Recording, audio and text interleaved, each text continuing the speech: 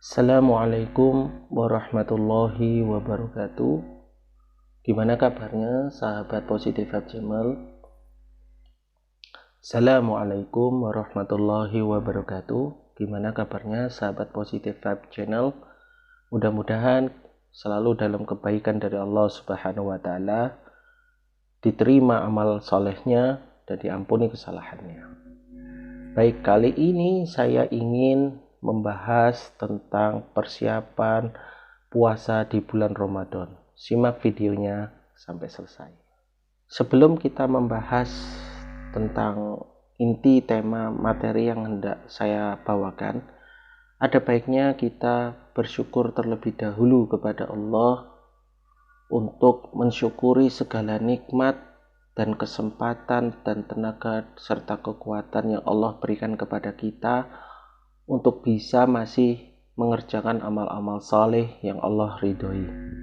Karena banyak saudara kita di luar sana, bahkan mungkin teman kita, kerabat kita, atau juga mungkin orang tua kita, ya, atau mungkin kakak adik kita, ya, itu lebih dulu dipanggil oleh Allah sehingga kesempatan mereka mengerjakan amal-amal saleh yang diridhoi sudah habis. Sedangkan kita masih diberi kesempatan sama Allah untuk bisa mengerjakan amal-amal soleh, dan kita masih punya kesempatan untuk bertaubat dan memohon ampunan kepada Allah. Mudah-mudahan Allah memberikan kita kekuatan, kesempatan, dan kemampuan dan tenaga yang memadai untuk bisa mengerjakan puasa di bulan Ramadan yang mendatang ini. Sebelum kita membahas inti dari video, ada gunanya kita memahami terlebih dahulu arti dari puasa dari sudut pandang syariat. Kenapa? Karena saya masih ingat dan terlihat di sekitaran saya yang saya jumpai, orang-orang masih menggunakan definisi puasa sebagaimana dulu saya itu masih SD. Puasa hanya dipahami sebagai menahan lapar dan dahaga saja. Nah, penting kiranya kita mendefinisikan supaya itu menjadi pijakan, supaya puasa kita sebagaimana yang Allah inginkan. Ini definisi bahasa saya untuk secara umum ya, secara umum dan untuk awam. Puasa adalah menahan diri dari apa saja yang Allah larang dan menyibukkan diri dengan apa yang Allah perintah dan anjurkan dengan batasan waktu yang sudah ditetapkan.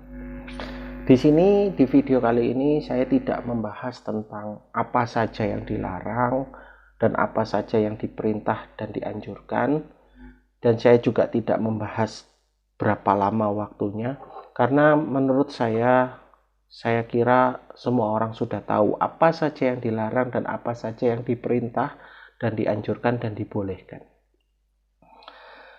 Artinya begini, artinya kita sebagai orang yang dewasa, kita tidak bisa lagi puasa hanya sekedar memandang itu menahan lapar dan dahaga saja. Karena ini merupakan beban syariat, yang dimana kita tahu dan paham bahwa beban syariat itu dibebankan kepada siapa saja yang mereka sudah balik. Oleh sebab itu kita tidak bisa memandang syariat atau ketentuan dan batasan syariat hanya dengan pemahaman yang sekedar kulitnya saja. Jadi bukan sekedar formalitas. Kemudian hikmah dari puasa. Setiap yang Allah tentukan, setiap yang Allah perintahkan, setiap yang Allah anjurkan, saya yakin itu selalu ada hikmah, maksud, dan tujuannya. Dan Allah itu maha baik. Allah maha kaya dan terpuji, tidak membutuhkan kebaikan karena dia sendiri adalah sumber kebaikan.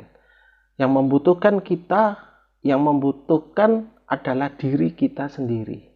Yang membutuhkan adalah kita kepada Allah. Karena kita sangat kebergantungan kepada Allah. Karena kita bergantung kepada Allah, selaku manusia kita harus mengikuti apa yang Allah tentukan dan batasi, supaya kita mendapatkan kebaikannya. Itu inti poinnya. Adapun hikmah puasa, kita bisa pahami secara praktek. Secara praktek, ya, pada prakteknya, kalau kita perhatikan, dalam puasa, saat puasa, Allah itu cenderung melarang kepada kita terhadap segala sesuatu yang sebenarnya sifatnya mubah dan halal. Ya, sekali lagi, pada saat kita puasa, sebenarnya yang Allah larang kepada kita adalah yang sifatnya mubah dan halal. Sesuatu yang mubah dan halal dilarang. Ya, bukan kepada yang haram. Ya, tapi di sini jangan disalah mengerti. Bukan berarti saya melegalkan yang namanya haram. Ya. Contohnya seperti ini. Apabila di antara kita puasa, apabila kita mengerjakan puasa secara tekun, memenuhi syaratnya, ya, secara rukunnya juga, saya yakin orang yang berpuasa tidak akan batal puasanya hanya karena dia mencuri. Ya. Puasanya masih sah. Yang menjadi rusak adalah nilai puasanya. Mungkin pahalanya banyak berkurang. Rusak ibadah puasanya. Tapi puasanya tetap sah. Sebaliknya apabila seseorang itu berpuasa, hanya minum seteguk air saja, seketika puasanya itu batal. Apapun alasannya, mau mengerjakan yang haram atau tidak, selama dia minum, walaupun seteguk saja, puasanya langsung batal, dan mereka harus membayar puasa itu dengan batas sebelum Ramadan ke depan. Artinya gini, bahwa apa yang Allah larang selama puasa adalah sesuatu yang halal dan mubah, bukan sesuatu yang haram. Sedangkan yang haram hanya merusak nilai puasa, bukan berarti batal. Ya. Saking pentingnya puasa di sisi Allah bagi kita, ya, puasa itu kalau tidak ditunaikan atau dilanggar, itu harus membayarnya sebagai hutang yang harus dibayar. Yang paling mudah adalah mengganti hari. Yang paling berat membayar kafarat. Ya, bayar kafarat itu ada ketentuannya. Tidak semua pelanggaran dari puasa lantas membayar kafaratnya, tidak. Tapi secara umum adalah mengganti. Secara umum mengganti. Berbeda dengan sholat. Sholat yang tertinggal atau terlupakan itu cukup dengan qadha. Dan batas waktu qadha sholat itu hanya sebatas setelah ingat, setelah sadar, keliru, lalai, lupa, luput, maka harus diqadha. Berbeda dengan puasa, batas waktu membayarnya adalah sekira-kira, seminimalnya ya setelah telatnya menjelang Ramadan berikutnya. Nah, bagaimana dengan hikmah yang semacam itu? Itu artinya puasa memegang peranan penting. Ya. Hikmah puasa adalah Allah hendak mewujudkan kita pribadi yang lebih bertakwa. Kenapa bisa begitu? Karena logikanya, apabila seseorang mampu menahan diri, mencukupkan diri, membatasi diri kepada yang halal dan mubah saja, maka secara logika mampu menahan dan menolak diri dari yang diharamkan. Ini adalah hikmah. Dan ini adalah cara mewujudkan pribadi yang bertakwa. Karena sudah terbiasa. Ya. Jadi sebenarnya Allah itu sangat lembut sekali. Kalau tidak bisa begitu mudah menolak sesuatu dari yang diharamkan, maka Allah mengajarkan puasa. Coba tahan diri kita, kata Allah, diri kita dari sesuatu yang sebenarnya halal dan mubah. Nanti suatu saat dengan seiring waktu, dengan latihan yang memadai selama periode Ramadan itu, kita akan lebih mudah untuk menjaga diri dan menolak diri dari yang haram. Itu adalah hikmah yang menurut saya cukup luar biasa dari Allah. Kemudian tujuan puasa. Setelah kita memahami hikmah dari puasa, bahwa Allah hendak melatih kita untuk menahan diri dari yang halal dan mubah untuk bisa mampu menolak yang haram, maka tujuan puasa adalah supaya kita menjadi pribadi yang lebih bertakwa dari waktu-waktu yang sebelumnya. Kalau kita lihat di dalam surat Al-Hujurat, itu disebutkan bahwa orang yang paling baik menurut Allah, yang paling mulia dan paling Allah puji adalah mereka yang bertakwa. Yang paling bagus sifat dan karakter takwanya. Kalau di dalam surat Al-Maryam, golongan yang bertakwa adalah golongan yang terhormat. Mereka memiliki kedudukan dan perlakuan yang istimewa. Sebaliknya, tujuan puasa adalah membentuk pribadi yang bertakwa. Jadi Allah itu sangat baik sekali kepada kita, menginginkan kita menjadi orang yang bertakwa. Allah ingin memuliakan kita. Allah ingin mengangkat derajat kita supaya masuk level derajat yang mulia. Tapi secara tidak langsung, ini menurut saya paling tidak. Karena puasa itu tujuannya adalah supaya kita menjadi pribadi yang bertakwa, itu ada indikasi bahwa kita sebagai manusia itu sebagai hamba yang suka membangkang. Hamba yang tidak percaya, hamba yang sulit percaya, hamba yang sulit berserah diri kepadanya, hamba yang sulit untuk dimotivasi dengan janji-janji positifnya Allah. Itu adalah kita manusia. Makanya Allah mengajari kita untuk puasa supaya bertakwa, supaya kita dimuliakan sama Allah. Itu bukti bahwa Allah itu mempunyai niat yang sangat baik kepada kita. Tapi kita harus melewati prosesnya. Menurut saya, untuk menjadi pribadi yang lebih bertakwa, itu paling tidak ada 4 level.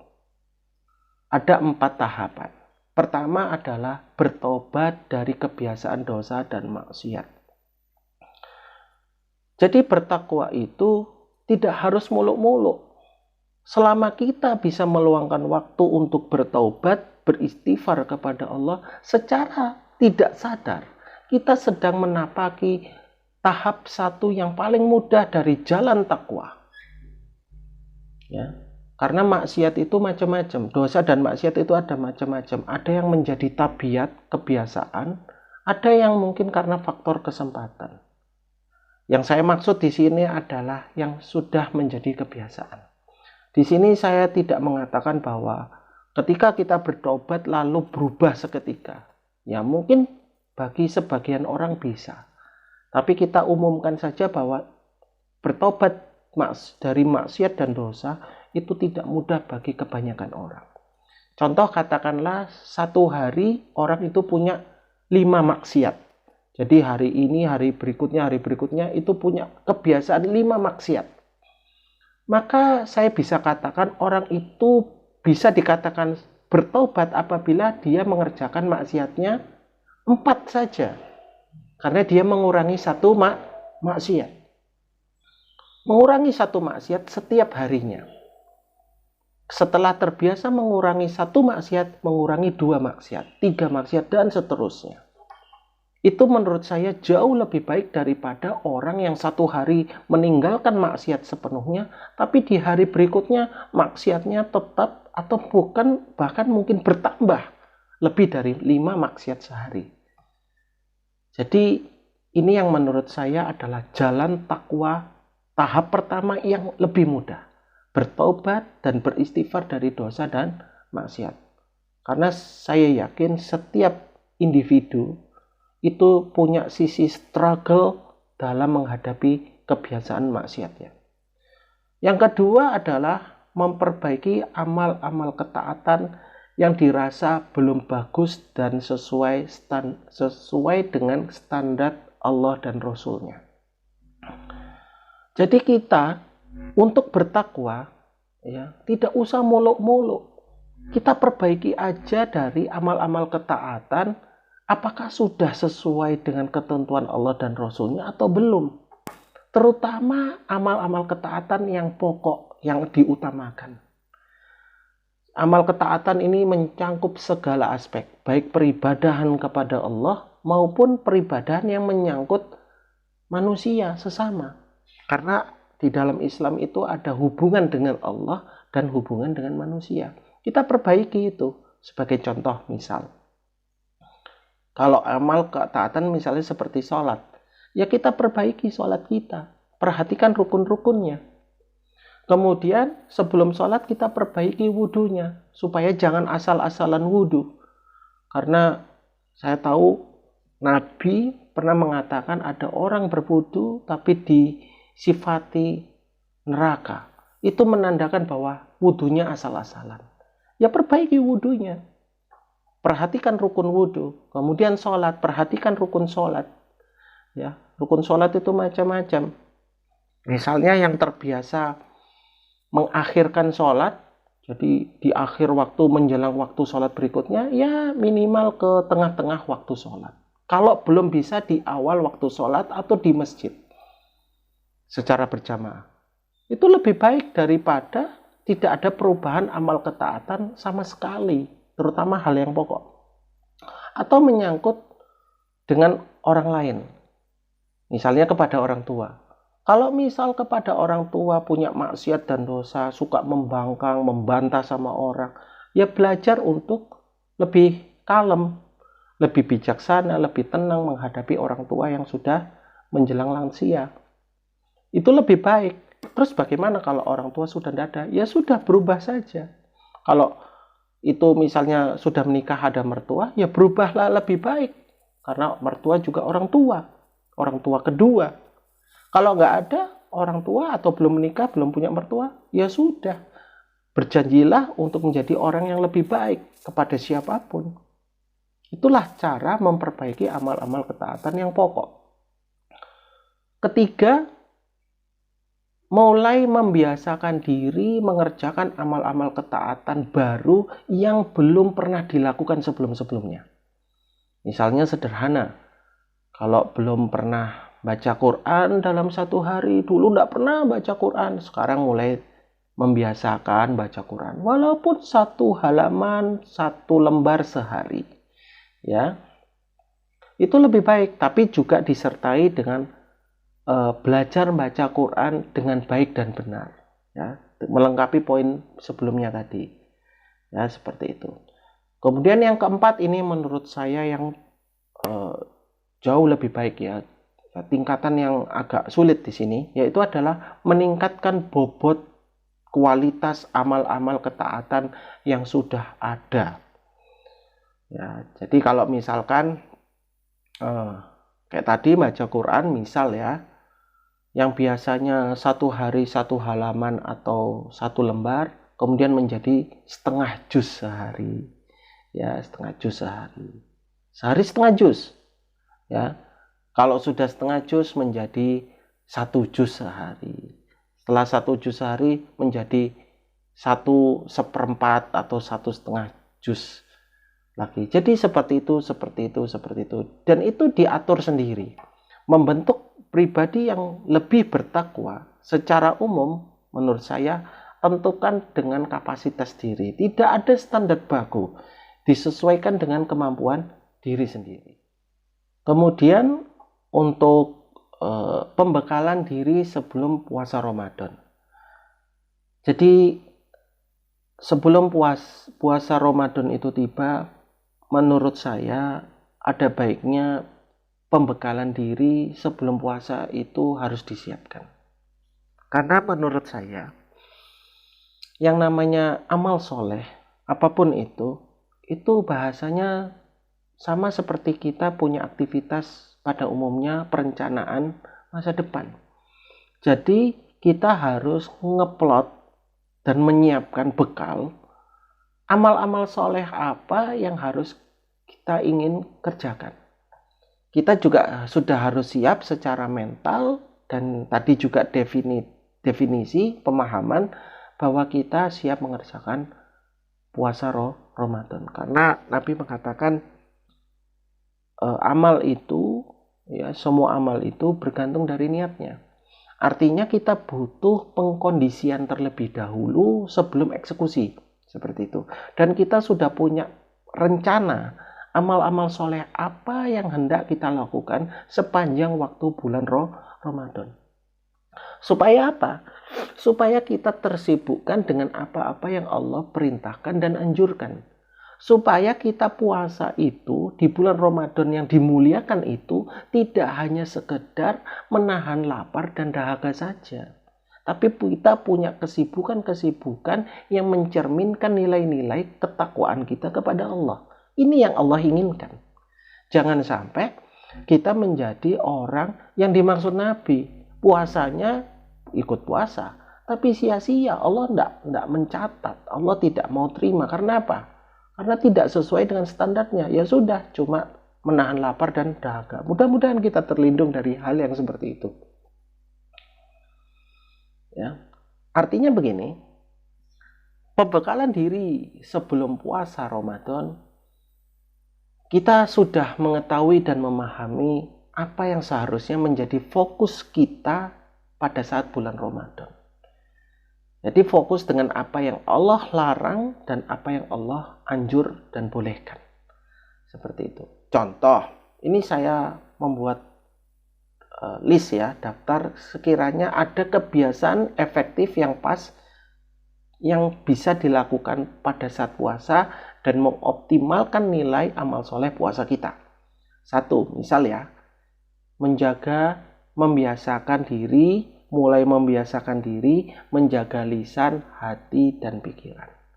Karena tidak bisa dipungkiri, lisan, hati, dan pikiran kita sering suka kebablasan. Bahkan kebablasannya itu mengarah kepada maksiat, bahkan kepada kezoliman. Ya, karena perbuatan zahir kita itu ditentukan oleh lisan, hati, dan pikiran kita. Kalau kita tidak punya kendali terhadap lisan dan hati dan pikiran kita, maka perbuatan kezoliman itu akan lebih mudah terjadi dibanding ketakwaannya. Seperti itu. Ya, jadi yang biasa gosip, ya, ngomongin orang yang bukan urusannya, kita kurangi. Seperti itu. Yang biasa overthinking, ya, biasa memandang rendah diri, ya, kurang menghargai diri, belajar untuk bersyukur kepada Allah untuk menghargai diri, bersyukur dengan nikmat yang ada. Ya. Yang biasa gundah gulana, hatinya galau, menjadi terbiasa lebih tenang, percaya dengan janji-janji Allah, bahwa Allah menjanjikan sesuatu yang pasti baik walaupun dirasa kurang nggak enak, seperti itu. Kedua, mulai membiasakan diri makan dan minum sesuai kebutuhan dan kecukupannya. Jadi bukan makan dan minum mengikuti syahwat dan hasrat kepingin makan dan minum. Ini yang saya lihat ketika momen buka puasa dan ketika puasa selesai di Idul Fitri. Saya memperhatikan fenomena sosial di mana ketika berbuka, ya, orang itu kelihatan sekali mereka itu makan dan minum seperti memuaskan diri mereka karena sudah dikekang yang tidak menyenangkan. Ini yang saya maksud, ya, mengendalikan diri, ya. Atau ketika Idul Fitri tiba, ya, apa aja dibeli hanya dengan alasan untuk menyambut tamu. Tapi sebenarnya itu juga mengarahkan pada dirinya untuk makan lebih berlebihan. Maka nggak heran ada fenomena habis puasa kok tambah gendut. Karena apa? Karena mereka berpuasa bukan untuk ini menurut saya, sisanya dikembalikan kepada diri masing-masing. Tidak melakukan puasa berdasarkan apa yang Allah inginkan. Jadi merasa dikekang sekali, merasa tersiksa dengan puasa itu. Ya. Sehingga ketika tiba waktunya mereka makan begitu saja. Makan. Bahkan melebihi dari kewajaran, gitu loh.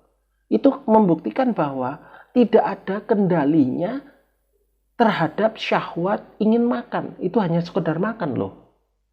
Sesuatu yang halal dan mubah. Jadi syahwatnya itu tidak dikendalikan. Maksudnya, kalau orang puasanya baik dan benar, maka mereka mempunyai kendali yang sangat baik terhadap apa yang dimakan dan diminum. Itu maksudnya. Ya. Kemudian berikutnya membiasakan zikir dan istighfar di waktu-waktu senggang.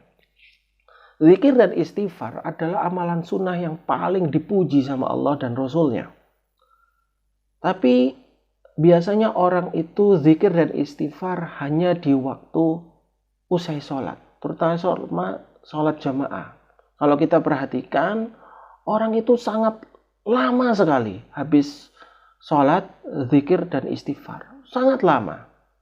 Padahal zikir dan istighfar itu tidak dibatasi waktu dan ketentuannya. Ya. Artinya, ya, daripada kita menghabiskan waktu hanya untuk hanya untuk HP atau ngibain orang, lebih baik kita duduk menyendiri beristighfar kepada Allah atau memuji Dia. Ya. Karena tidak ada ketentuan batasan waktu, bebas-bebas saja. Sehingga dengan puasa kita bukan hanya menjaga lisan dan hati pikiran kita, tapi kita juga mengkondisikan untuk terbiasa berzikir dan istighfar di waktu-waktu yang bebas. Seperti itu. Kemudian berikutnya membiasakan membaca Al-Quran. Kita melihat bahwa fenomena yang sangat unik ya. Membaca Al-Quran itu kesannya hanya di bulan Ramadan saja. Padahal membaca Quran itu adalah sebuah kebiasaan dari kita. Maka kita harus mau untuk membaca Al-Quran. Ya. Seperti itu. Kemudian berikutnya membiasakan mengerjakan sholat malam. Di bulan Ramadan ada istilahnya sholat tarawih dan witir. Kita melihat kebiasaan kita bergegas mengerjakan sholat malam, tarawih dan witir. Tapi kalau sudah bulan Ramadan, sholat malamnya hilang. Ya. Yang Allah inginkan adalah kita terbiasa mengerjakan sholat malam baik di Ramadan maupun di luar Ramadan. Mau jumlahnya 11 rakaat, mau 23, mau cuma 2 rakaat. Pokoknya kerjakan sholat malam setiap malam. Bukan hanya fokus di Ramadan saja. Supaya apa? Kalau kita membaca di dalam surat Az-Zariyat, ya, kalau nggak salah di ayat 15-17, di situ disebutkan salah satu sifat orang-orang yang bertakwa, yang muhsin, yang baik dan bagus menurut Allah, salah satunya mereka suka mengisi waktu malamnya dengan sholat. Jadi meluangkan walaupun cuma 2 rakaat. Ya. Jadi maksudnya adalah jangan Ramadan saja mengerjakan sholat malam, witir dan tarawih saja. Jangan mencukupkan diri di situ. Ya, supaya kita membawa kebiasaan baru, terbiasa mengerjakan sholat malam. Kemudian yang tidak kalah penting dari semua poin ya, puasa adalah membiasakan menggunakan energi dan waktu kepada apa saja yang bermanfaat menjadi amal soleh. Kalau kita baca surat Al-Mu'minun, Mu'minun ya kalau nggak salah, salah satu sifat orang yang beriman ya, yang bagus imannya adalah mereka menjaga diri dari apa saja yang tidak bermanfaat atau sia-sia. Maksudnya apa? Mereka menjaga diri, menolak diri dari hal-hal yang bukan menjadi amal soleh yang memadai. Karena mereka mikirnya akhirat. Ya, seperti itu. Contohnya seperti sosmed. Ya, sosmed. Kita boleh sosmedan, kita boleh main HP. Tapi hendaknya HP atau sosmed itu membawa kepada kita kepada hal-hal yang bermanfaat. Kepada menambah nilai diri kita. yang nanti itu bisa digunakan menjadi amal soleh kita. Jadi jangan menggunakan sosmed kepada hal yang hanya mengumbar syahwat, hanya menyenangkan syahwat belaka. Itu tidak bermanfaat, bahkan merusak nilai amal soleh kita. Maka kita harus kurangi itu. Itulah salah satu pembekalan diri dari sebelum berpuasa atau pada saat puasa. Supaya kita apa? Supaya kita memfokuskan energi dan diri kita, fokus kita kepada apa saja yang bermanfaat dan menjadi nilai amal soleh. Karena ketika kita nanti dibangkitkan, ya, kita dibangkitkan untuk dinilai perbuatan-perbuatan kita, semuanya dari hal yang kecil sampai yang besar, yang Allah lihat adalah amal-amal solehnya. Semuanya, semua aspek amal yang bersifatnya soleh Allah meninjau. Tapi kalau sudah tidak ada, atau sedikit, atau tidak sesuai kriteria, ya wassalam, bahasanya begitu. Jangan harap selamat, jangan salah, jangan harap beruntung. Karena orang yang beruntung adalah orang-orang yang beriman, yang bagus imannya, yang bagus amal solehnya, yang paling bagus takwanya, ya, yang paling bagus tobatnya, yang paling bagus istighfarnya. Itu mereka yang paling bagus. Semua ya, semua aspek. Saya tidak bicara ibadah individu kepada Allah saja. Semua aspek yang menjadi potensi amal soleh itu dinilai sama Allah. Jadi kalau menurut Allah tidak ada amal solehnya, atau mungkin kurang, atau mungkin tidak sesuai yang Allah inginkan, ya nilainya banyak minusnya, bahkan 0. Makanya disebut sebagai sia-sia, nggak bermanfaat. Tapi yang bermanfaat adalah segala sesuatu yang bermanfaat buat kita, menambah nilai kita, dan menjadi nilai amal soleh. Baik, sekiranya itu saja dulu video dari saya pada hari ini.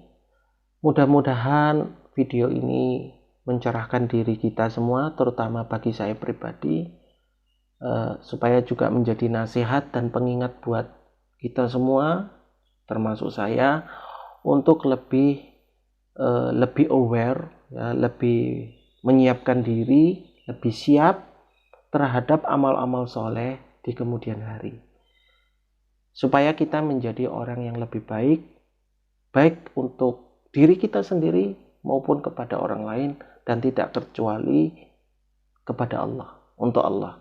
Karena kita beribadah itu hanya untuk Allah, ya, kita melakukan segala sesuatu karena Allah yang menganjurkannya. Sekian dari saya. Apabila video ini ada manfaatnya, silakan disebarkan. Saya sangat berterima kasih. Kalau Anda tertarik juga bisa di-subscribe, ya. Mudah-mudahan apa yang saya sampaikan ada manfaatnya buat Anda semua, buat saya juga. Sekian dari saya. Wassalamualaikum warahmatullahi wabarakatuh.